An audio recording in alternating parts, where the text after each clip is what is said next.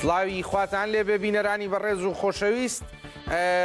لەم چرکە ساتەیە کە من لە بەردەم ئێوەی ئاوەستاوم تاران ئاگربارانە کرێبا یەکسەر دیمەنەکان بێتە سەر شاشەکانی ئێوە هەر ئەم ئێوارەیە چەند خولەکێک پێشێستە لە دەیان لاوە هێرش بۆ سەر تارانی پایتەختی ئێران دەستی پێکرد. ئەمە چەندەمین هێرشەکە ئەمڕۆ بکرێتە سەر ئێران لە سەرەتای بەرەبەیانەوە ئێران ئەکرێ بە ئامانج شوێنی جیاواز لە ئێران لە نێوانیاندا یەکێک لە بنکە ئەتۆمیەکان کە کەمێک پێشێستە کاک ئەنوەر بۆی باسکردم دواتر وردەکاری زیاترمان پێڵێ کاک ئەنوەر لەگەڵ جەنابەت دەست پێ بکەین لە ڕۆژهەڵاتی کوردستانەوە با دەست پێ بکەین. ئەمڕۆ چی بووە چونکە لە جەنابەت بیستم کە مەریوان سەقز هەموو ناوچەکان تۆبارانێکی زۆر کراوە کوێیان کردووە بە ئامانج. بەڵێ زۆر سپاس بە پێ و هەواڵانەی کە من وەرم گرتووە لە هەندێک لە خەڵکانە ئەم ڕۆم بەیانیە هێرشەکانی دیارە لەم بابەتەوە بێ بڵم هێرشەکانی زۆرتر ئیسرائیلە بۆ لێدانی و بنکانە لە ناوچەکانی مەریوانەوە تا سەقز و بەشێکی زۆری کوردستان لێدراوە. لە ڕاستیە لە ماوەی ئەو چەند ڕۆژەیە کەم بنکەی سەربازی و ئەمنی و ئاسایش و سوپای پاسداران و بەسیچەیە لێ نەدرابن بۆیە زۆری شوێنەکانیان چۆڵ کردووە چوونە دام و دەستگا حکومیەکانەوە یان شوێنی تریان دروست کردووە. ئەوە جگەلەوەی کە ئەمڕۆ لە هەندێک شوێنی تارانیش دراوە بەڵام لەسەر و هەمووانەوە کاک بێستون لێدان بوو ئەمڕۆ لە بنکەی تاڵەقانی ئەتۆمی تاڵەقانیێتە چ پارێزگای لە باشووری تارانە. پێشتریش ئەمە بەکار هاتووە بۆ کاری ئەتۆمی بۆ وەکو بنکەیەکی ئەتۆمی بەڵام لە ئۆکتۆبەری 2024 ئیسرائیلی داوێرانی کردووە دوای ئەوە دیسان ئاوادان کراوەتەوە و ئەمڕۆ ئیسرائیلەکان ئەڵێن ئێمە لێمانداوە بەڵام لە ڕاستیە ئەو ئیمکاناتە ینی ئەو موشەکانی کە پێویستە بۆ ئەمە گەرەک لەو موشەکانەیە کە پێویستی بۆ فڕۆکانەیە وا دیارەکە ئەمریکەکانە بەڵام ئیسرائیلەکان ئەڵێن ئێمە لێمانداوە لە هەر حاڵدا ئەمە با بڵم شوێنی پیتانی یۆرانیۆم نیە ئەوەندەی شوێنی توێژینەوەی زانستیە توێژینەوەی ئەو کلااو ئەتۆمیانەیە پێشەوە یۆرانیۆم بار حاڵەیەکێکە لە دەستگاکانی توێژینەوە ئیسرائیلەکان ئەڵێن زۆر گرنگە و بۆیە دوێ شەویش ئەوەمانوت یعنی ئەمڕۆ هەم ترامپ لە قسەکانیە و هەم ناتانیاهۆ دیسان تەرکیزیان کرد لەسەرەوەی کاک بەسونیانی هەردووکیان لە جگەلەوەی کە قسەیان کردو بەڵام ینی خاڵی هاوبەشی قسەی هەردووکیان ئەمڕۆ ئەوە بووکە ئێمە ئەتۆمیەکەی پرۆژە ئەتۆمیەکانی ئێران ئەبێ لە ناوبەرین و نابێ دەستیان پێ بگا و نابێ مستەبا دوای قسەکانی ئەمڕۆیا ئەو تاریکە بڵاوی کردوتەوە نووسینەی کە بڵاو کراوەتەوە هەردووچیان جەختیان لەسەرەوە کردوتەوە کە ئێران نابێ خاوەنی پرۆژەی ئەتۆمی بێ یا خەیاوەنی چەکی ئەتۆمی بێ جەخل لەسەرەوە ئەکەنەوە و لەم بارەشەوە کە ئەم بنکەی تاڵەکان ڕاستە بنکەیەکی بەشێکە لە پرۆژەی ئەتۆمیەکە بەڵام گرنگترینیان بوو شەهرە ئەم پرۆژەی ئەتۆمیە لە هەر حاڵدا ئەگەر بکەوێتە بەردەم مەترسی لێدان پێشم وایە هێشتا بەدوای ئەوە ئەگەڕن کە بتوان کۆنتترۆلی کە لە ڕێگای هەرچی شوێنێکەوە بۆی نەکەوێتە بەربردومان کە تاکوسە لیان ناو بە بردومان هەم ئەوە و هەم مەسەلەن ئەوەی کە شارەزایانی ئەم بوارەڵێن ئەگەر حاڵەتێکا بکەوێتە بەر لێدان و ئەم یۆرانی چێرنۆبیل دووبارە بێتە وەجگەلەوەی ساز مەترسی تریشی لەسەر ینی ئەم بنکە ئەتۆمیانەی ئێران بەپێی ئەو خەڵکە شارەزایانە لەسەر هێڵی بوومە لەرزەن بەردەوام یعنی مەترسی ئەوەشیان لەسرە لە هەر حاڵدا لەبارەی ئێرانی شەوا بێ بڵێم ئەوەی کە جەنابەت باس کرد جگە لە لێدان لە وڵاتانی کەندا و بەردەوام و داخستنی گەروی هورموز بەردەوام کە تۆ ئێستا وەکو خاڵێک استراتیژی ئێستا ئەمڕۆ مستەبای خامنەئی لە نووسراوەکەیە گرنگی ینی با بڵم خاڵێکی سەرنجڕاکێشی تر ئیشارە پێەکە کردنەوەی بەرەی شەڕی نوێیە شەڕی نوێ تەسەورەکەم بەشێکی ئەم بەرەی شەڕە تازەیە بەشێکی ئەنی با بڵێم ئەبێ گەروی بابل مندە ببێ و بەوە ئەوەندەی کە وزەی جیهان تووشی گرفت و گەورە ئەبێ بێ لە ئەوانەی جەنابەت فەرمووت کاکە ئەنوەر هیچ بۆنی ئەوەت کرد کە ناکۆکیەک لە نێو خۆی سەرکردەکانە هەبێ و مشتەبا خامنەیی بێوێ لە ڕێگەی ئەم خیتابەوە مخاڵەبەی ئەوان بکە کاک بێستون من ئەگەر ئیجازە بی من ڕەنگە لەگەڵ ئەوەی کاک بەکرد هەندێک ئیزافەی بۆ بکەم ئەوەیە کە وتارەکەم لە بەردەستایە یەکەم خاڵ نووسینەکەی نوشکانە بە سەود نە بە سوورە دەرنەکەوتووە ئەو بە خۆشی جێ گومانە ینی بەڵام لە هەر حاڵدا وڵامێک بوو بۆ ئیسرائیل کە نەکوژراوە و ڕاستکردنەوەی ئەو هەواڵش بوو کاڵێ ئیسرائیلەکان ئەڵێن بریندارەیە ئەمریکیەکان ئەوە یەکەم خاڵی بوو دووهەم بەڵام وەزارەتی دەرەوەی ئێران خۆی نێوت برینارە بەڵام بریندارەکەی ئایا چۆنە بۆچی نهاتە سەر شاش ئەوەیەکە دووهەم بە نظری من دیسان با بڵم زۆر تون نییە وتارەکەی یعنی کە چاوەڕوانەکرا زۆر ترمیەوە نییە و زۆریش وەسفی خامنەی باوگەکە لە هەندێک شوێنیش زۆر بەکەمی وەسفی خومینیەکە بەڵام زۆرتر وەسفی خامنەی باوکی کە بە سەرکردەی شۆڕش و گواستنەوەی شۆڕشی کۆماری ئیسلامی ئێران و لە پاڵەمانەیە وەسفی خۆشیەکە تەنان دەڵێن من ئەو کاتێک کە ئەنجومەنی خوبرەکان منیان کاندید کرد من لە تەلەڤیزۆنەوە بیستم و من ئەڵێ من شایستەی ئەم مەقامە گەورە نیم بەڵام لەبەر ئەوەی کە بارودۆخەکە ئاوایە و پێتان داوم ئەم بەرپرسیارێتە گەورە و تاریخی هەڵەگرم دوای زۆری ستایشی مقاومەکە گروپی مقاومە هەشتی شعبی و حوسیەکان و حیزب الله و پێشی وایە ئەبێ بەرەی جەنگی نوێ بکەنەوە پەیامیان پێدا کە ئێوە بەشێکن لە شۆڕش و ئێوە بەشێکن لە استراتیژی کۆماری ئیسلامی ئێران ئەبێ بەرەی تازە بکەنەوە پێشم وایە لە ڕەنگە لەمڕۆ لە سپینیا پشێوی و کاریگەری زۆرتر بەجێڵن وەکۆی کە بەتایبەتی بۆ عێراق زۆر توندە بەڵێ پێویستە ئەمریکەکان لە عێراق دەرکەن بەڵێ ڕاستە جگەل لەوەش کاک وەکرد لەسەر یعنی حوسیەکان لە ماوەی ئەم چەند ڕۆژەیە ڕاستە جاروبار هێرشیان کردوتە سەر هەندێک کەشتی بەڵام لەمە بەدووە ئەوانیش مەسەلەن کە دوایە توانین باسیکەین ینی فشاری گەورە یا مەترسی گەورە دروزەکان لەسەر گەروی بابلمەدە و کاک یەکێکی تر لە خاڵەکانی جەختی لەسەرەوە کردو کە گەروی هورمز نایڵین ئەمریکا و ئەوروپا و چێوچێ لۆی سوودمەند بن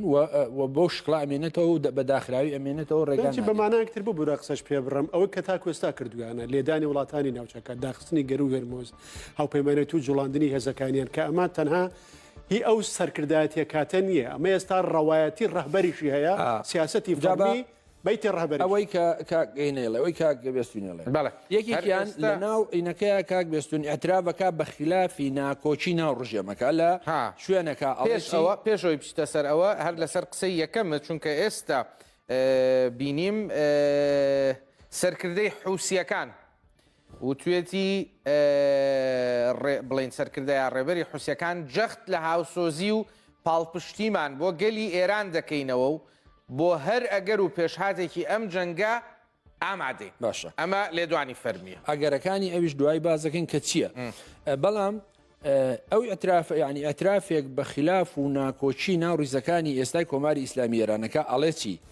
ئەڵێ پێویستە زیان بە یەکگرتووی ڕۆڵەکان و چینەکانی گەل نەگەێنرێت کە زۆربەی کات بە تایبەتی لە کاتە سەختەکاندا دەردەکەوێت بە چاوپۆشیکردن لە خاڵەکانی ناکۆچی ئەبێ ئێمە بەیەکەوە بین ئەمە دەلالەتە لەوەی کە ناکۆچی هەیە و خۆی ئەترافی پێکە لە خاڵێکی ترا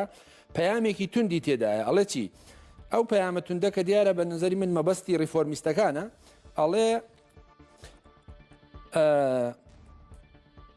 ئەڵێ زۆر کەس قەدری ڕاستەقینەی تویان نەزانی بە باوکی ئەڵێ و ڕەنگە چەندین ساڵ تێپەڕێت تا پەردە و بربەستەکان لا دەستن و بەنی باوەڕم وایە کە زۆرتر ئەمە لەگەڵ ریفۆرمیستەکانێتی کە بە تایبەتی لە ڕەخنیان گرتووە لە سیاسەتی خامەنەئی و هەندێک جار هانی خۆپیشاندانیان داوە معتەریز بوون لە پەرلەمان و لەگەڵ ئەوەتی بۆیە لە سەر و هەموو ئەوانەوە یعنی پێم وایە هەندێک وتاریش نووسراوە کاک بێسون لەسەر شخصیەتی ئەو کاڵێن ئەو ڕاستە ڕەنگە ڕێسکەی باوکی بەرنەدا لە ڕووی ئیدۆلۆژیەوە زۆر تونترە لە باوکی وە گەنجێکە کە ڕەنگە ئەم کاتەوەی ئەوش بێ خۆی ئیسپاتکە ڕەنگە ئەم ئیمپراتۆرەتی ئێستا بەدەستیەوەتی ئەو هەژمونی بەدەستیەوەتی بە ئاسانین ئەوەی کە پێمان وایە سازش و دانووسانەوەی کارێکی ئاسان نەبێ کاکە ئەنوەر دۆناڵد ترامپ ئەو بڕیارە ئایا بە کوردیەکەی ژەهرەکە ئەخواتەوە چونکە گەشتوینەتەوە قۆناغی کە دۆناڵد ترامپ ئێستا ناچار بە ژەهرەکە بخواتەوە ینی مەبەستەوەیە جەنگ ڕابگرێ جەنگ ڕابگرێ و ڕازی بێ بۆی مامەڵە لەگەڵ ئەم ئێرانە تازەیە بکە بەبێ ئەوەی ئێران خۆی تەسلیم بکە کە ناڵێ ئەمە ئێران خۆی تەسلیم بکە خۆی ئەم جەنگە ئەو جاری تریژ وتم ئەم جەنگە لە شوێنێکە لە ڕاستیای بێ کۆتایی پێ بێ بەڵام ئێستا کە هەلومەرجێکی تازە هاتوتە پێشەوە بە دوای 4 ڕۆژە ڕابەری تازە لە ئێران دەست بەکار بووە و وەکو لە پەیامەکەی خۆشیە کە ڕایگەیاندووە هیچ مەسجێک و سیگناڵێکی تیان نییە بۆ مەسەلەن دانووسان و ئاشتی و چارەسەر لەگەڵ ئەمریکا و وەکوتم داوای فراوانکردنی بەرەی شەڕەکە بە تایبەتی لە بواری وزە و ئەو شوێنانەی کە تەسیر لەسەر وزەی جیهانیەکە جگە لە گەروی هورمز وەکوتم هانی حوسیەکانەدا کە شێوی زۆرتر لە بابلمەندەب ئەوە بکەن و ئەو بەشێکی تری کێشەی سەر لە نوێ وزە و ناوچەکە و وڵاتانی کەندا و قوڵترێکاتەوە و ترامپیش وەکو چەند جاری تریژوتومە پارادۆکسی بەردەوام لە قسەکانیا هەیە و یەکێ لە قسەکانیشی ئەمڕۆ ئەڵێ ئێمە بە هیچ شێوەیەک ڕێگا نادەین ئێران ببێ بە خاوەنی چەکی ئەتۆمی ئەم حکایەتە ئەمە هەم پرۆسی ئاشتی لەسەر بنیادرا و هەم لە 2015 لە گروپی پێنجایەک و بەرجام و دانیشتەکانی هەموو ئەم وڵاتانە بە نەتیجە نەگەی و دوایی لە دانیشتەکانی چەند مانگ لەوە پێشی سەڵتەنەی عومان و سویسرا هەم بە ئاکام نەگەی و ئێستاش بەڕاستی قسەیەکی جددی نییە لەسەرەوەی ئەم پرۆژێ ئەتۆمی ئێران ئەوانەی کە ئەوان باس لە یۆرانیۆم پیتێنراوەکان چۆن نەتوانن لە ئێرانی وەرگن چۆن بەدەستێنن ئێرانیەکان ئەڵێن ئێمە بە هیچ شێوێک ممکن نێ دەست لە پرۆژێ ئەتۆمی هەڵگرین ئەمریکیەکان و ئیسرائیلەکانی ژەڵێن ممکن نێ ئێمە بەبێ دەست بە سەراگرتن و کۆتایی هاتنی پرۆژێ ئەتۆمی لە ئێران ئێمە هیچ سازشێک لە ئێران قبول ناکەین کەواتە ئەمە خاڵی خلاف و جەوهری بابەتەکەیە کە هیچ ئامانجێکیان هیچ سوورەیەک نبینین کە لەسەری ڕێکەون کەواتە وەجگەلەوە بنیامین ناتانیاهۆ بلەم بارەوە پێم وایە بۆچوونەکانی ڕۆشنترە ینی هەمیشە جەخت دەکاتەوە لەسەرەوەی کە ئێمە زووی ئادرن کۆتایی بەم ڕژێمێنین و ئەمڕۆ دیسان داوا لە خەڵگەکەن داوا لە خەڵگەکەن کە بێنە سەر شەقام ئەم ڕژێمە بگۆڕن ئێمە لە پشتانین بەڵام بەڕاستی ئەمە لەم کاتانەیە زۆر درەنگە چووکە لە خۆپشاندانەکانی چەند مانگ لەوە پێش ترامپ و ئیسرائیلەکان پشتیان کردە ئەو خەڵکی کە خۆپشاندانیان کرد و لەم هەلومەرجەیە خۆپشاندان و ئەترازە ناڕزایەتی خەڵک زۆر یعنی ممکن نییە و سیقەشیان لە ڕاستیە لەسەر بۆچوونەکانی ترامپ و ئیسرائیل نییە و لە هەمان کاتە مادام ئێران لە جەنگێکی ئاوایە وەکو دوێنش بەرپرسی سوپای پۆلیسی ئێران و توێتی کە هەر کەسێک بێتە سەر شەقام خیانەتکارە ئەیکوژین و بەوەتە بۆیە پێم وانی ینی لانی کەم لە چەند ڕۆژی داهاتووە شەڕەکە ئیمکانی هینی نییە ئیمکانی ڕاگررتنی نییە و ئەوەی کە جەنابش دەیڵێ ئەوەی کە بێگومان ئەوەی کە ئەگەر ترامپ ئەگەر ئەمریکا بەبێ ئەو قەید و مەرجانەی دایناوە بەپێ ئەو پرەنسیپانەی دایناوە بخۆی بکشێتەوە مانای شکستەوە چی جوابی خەڵکەداتەوە لەم کاتە بەشێکە بەڕاستی لە سەرکەوتنی ئێران لە جەنگەکەیە بێسم پەیوەندی سعودیە و پاکستان لە دەی هەشتاکانە پەیوەندێکی خراپ نەبووە ئێرانیەکان ساڵی 1945 داوایان لە زانای گەورەی ئەتۆمی پاکستانی عەبدولقەدیر خان کرد کە دوایەوەی کە خامنەئی پرۆژەکەی ڕاگررت بوو و سایلۆکانی کردو وە سایلۆی گەنم و دوایش لە گەرمەی شەڕی عێراق ئێرانە بە خامنەیان ڕاگەیان کە پێویستە پرۆژە ئەتۆمیەکە دەست بەکار بێتەوە عەبدولقەدیر خان هات بۆی کە بۆیان ئەوە بکە پەرە پێدا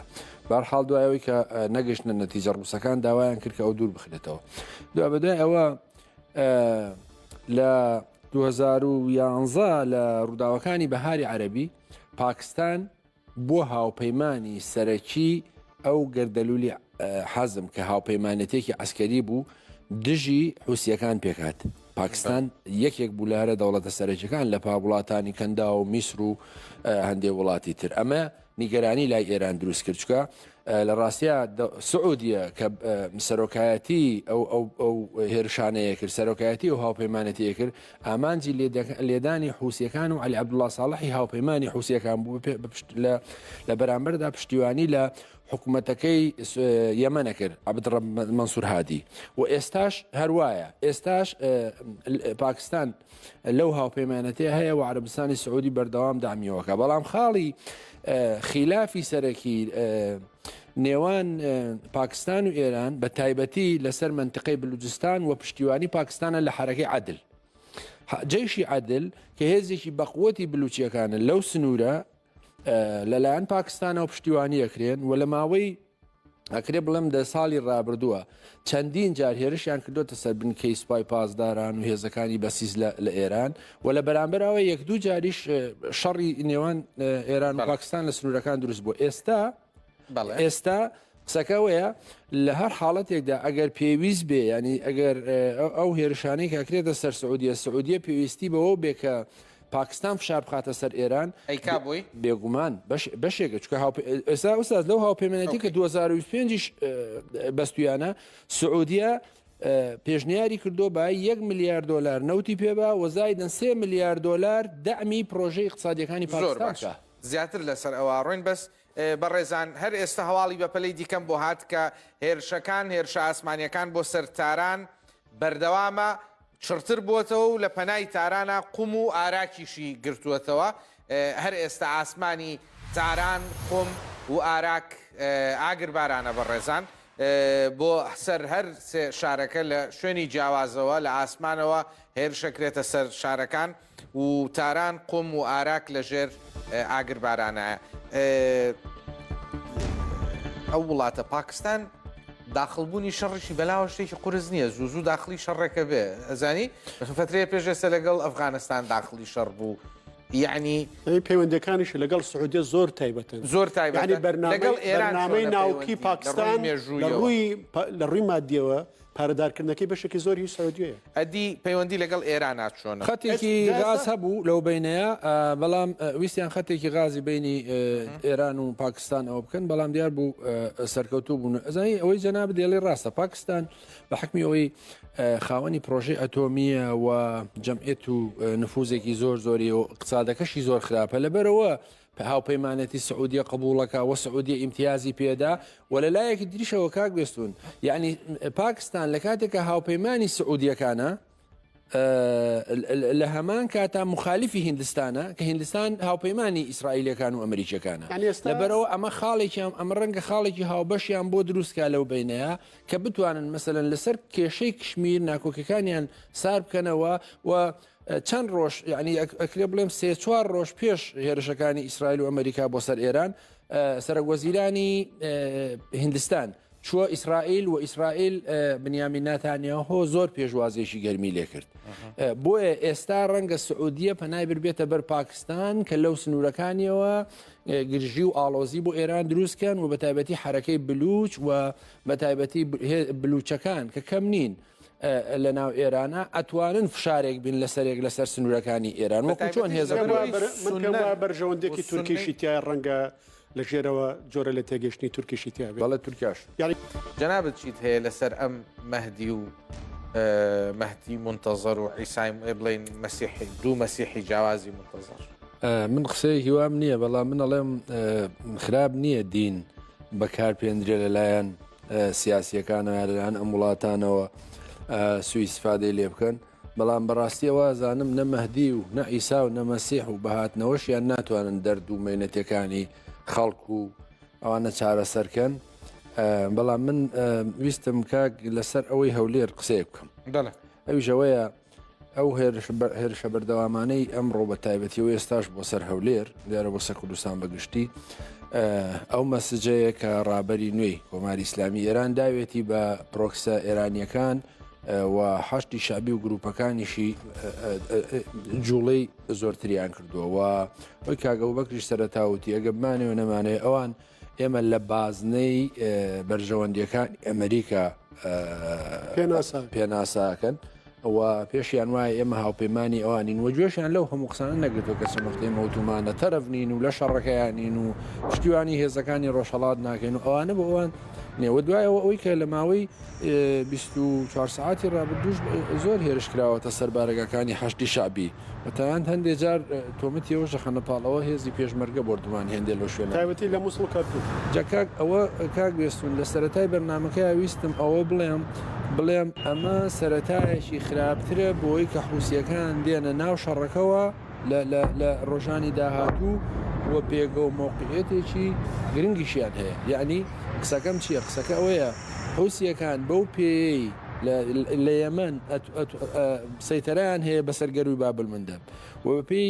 توێژینەوەکان لە ١00 چواردەی کەشتیوانی دنیا بابلمەندە با تێپەڕێ کاکەوێتە نێوان دەریای عەدەن و دەریای سوور کەندای عەدەن و دەریای سوور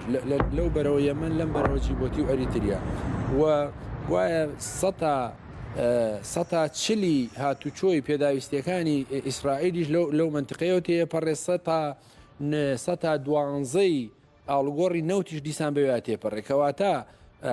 وەلەلایەکەوە هێزەکانی چین لە جیبۆتیان هێزەکانی ئەمریکا لەوێ هەن هێزەکانی ئیتالیا هەن بەو معنایەی حوسیەکان ئەگەر داخلی شەڕەکە بن بە قازانجی ئێران ئەتوانن منتقەکە نائارامکەن لە پاڵ گەروی هورمز دیسان گەروی بابلمەندە ئەبێ بە سەرچاوەیەکی تری فاکت بۆ ئێرانیەکان و زۆرتر ئەمریکا و ئیسرائیلەکان ئەخەنە ژێر هەژمونی وزە و نەوت و غازەوە و کێشەیەکی گەورەتریان بۆ دروستەکەن. بەڵێ زۆر باشە ئەوەی کە تۆ پرسیار کردایە هەم ئەمانە لە ڕاستیە هەموو حەشدە لە ڕاستیە وانە دەنی مەسەەن لە ناو حەشتا هەندێک هێزی تر هەن ئەو مەلیان نیە بەڵام ئەمەی کە حقت ئەمەی کە هێرشەکان ئەنجامەدەن ئەو هێزانن کە لە دوایین هەڵبژاردنان نزیکەی هەشتا کورسیان هێناوە و با بڵێم ئەو هێزە سەرەکی کە ڕابایەتی ئەماناکە ئەسایبی علیحقا کە نزیکەی سی کورسیە ناوە سوپرایزی هەڵبژاردنەکان بوو بەبێ هاوپەیمانەتی سی کورسیە نابوو بەڵێ سینە هێنابوو با حاگەی سادقون زۆر کەمتر بوو لە سی سەیریکە ئەوە لی دڵنیام ئەمە یەک دووەمینی ئاسایب دەمێکە وازی لەم شەڕە دگلە ناوازی نێنەوە ئاسایب لە حکوومەتە و خەریک پارەپایکردن و لە پشتەوە هەر خۆی لێ پسراوی کاکە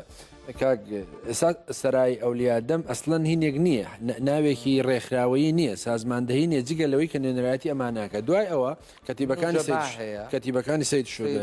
کەتیبەکانی ئیمام عەلیە حزب اللهە نوجەیبایە ئەمانەکەن کە ئەمانە لەگەڵ زمنی عەسایبی ئەهلی قەشتا کورسیان هێناوە و قسەکەشەوە ئەوەی یەک دووەم بۆ کارەکانیشی لە ڕاستی ئەوەی کە من و وەکیش پێشتر باسمان کرد کە ئێمە لە ناو چارچەوەی بەرژەوەندەکانی ئەمریکایان ئەمە یەکێکە دووەمیشیان ئەوەیە کە نائارامی لەسەر ئەوە بوو کە ئەم بە ئامانجگرتنەی ئەمریکا بۆ ئەوان پرسیارەکەی من لەسەر ئامانجگرتنی ئەوان نییە لە ئێمە و وازەحا ئەوەی ئەمریکاش لە دوێنێەوە زۆر بە گەرمی آخر ئەمێ ئەوە تێبگەم جارێ ئەمریکا ئەم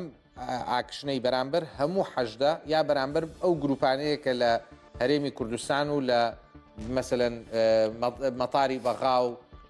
ڤیکتری و ئەو شوێنانە ئەمە یەک دوو ئامانجی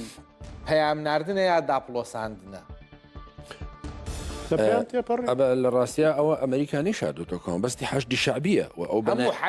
ئەو بەنە یاساییە زانێ و ئەو پێی وایە لە دەرەوەی دەوڵەتن و پێی وایە ئەوانە هەژمونی ئێرانن لە ناو دەوڵەتا و ئەوانە بەرپرسن لە لێدان کۆبارەگاکانی ئەمریکەکان تەنانەت کوێتیەکانیش ئەمڕۆ ڕایانگەیاندەوە کە هێرشانی کراوەتە سەر کوێت بەشێکی زۆری ئەوانن حەشدی شعبیە و ئەوان ناژڵێن ئەم گروپ و ئەو گروپ بەڵێن حەشدی شعبیە بەڵام قسەکەوەی کاگین یعنی پەیوەندی هەیە بەو پەیامەی ئەمڕۆی مستەبا کە لە ڕاگەیانەکەی داوێتی و کە داوای دەست بەکاربوونی ئەم هێزانەکە بەو مانایەیە کە ئەمریکا بەڵێ جیاوازی ناکات لە بینی ئەمانە و ئەمانە هاتوون بوون بە بەشێکی سەرەکی لە جەپەکە وەکو حیزب الله چۆن فشارەکانی زۆر دەست پێ کردوێتەوە بە هەمان شێوە وردە من تەسەورەکەم کوردستان هەرێمی کوردستان فشارەکانیان بۆ هەرێمی کوردستان بۆ سەر بنکەوت بارگاکانی ئەمریکیەکان چ لە بەغا چ لە هەرێمیستان زۆرتر و زیاترەکە